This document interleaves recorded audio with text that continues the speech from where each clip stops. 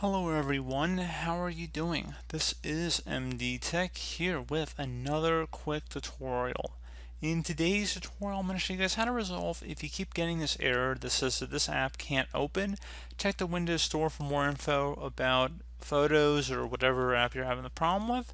So, first thing I'd actually suggest would be to go into the Windows Store and actually search up whatever application it says you're missing and see if you can go about resolving it that way.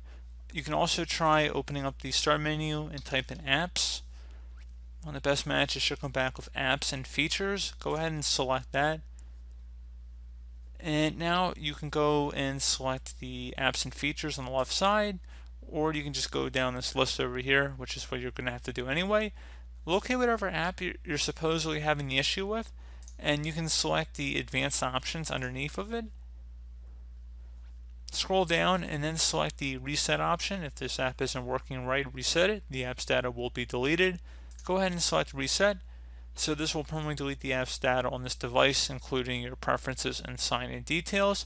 If it's obviously an app that has a lot of photos or documents of value to you, you might want to consider backing that up before you select reset, which is what we're going to do here. So go ahead and select reset.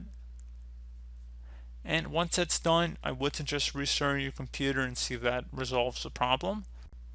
And you can also close out of here, open up the start menu again, type in troubleshoot. Best match should come back with troubleshoot settings. Go ahead and open that up.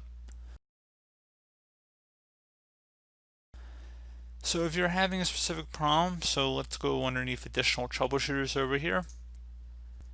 With something like the Windows Update, playing audio, Bluetooth, something like that, you just want to go ahead and select it, the applicable item in this list, and select Run the Troubleshooter, and then just follow along with the on-screen prompts, and hopefully that will be able to resolve your problem at that point.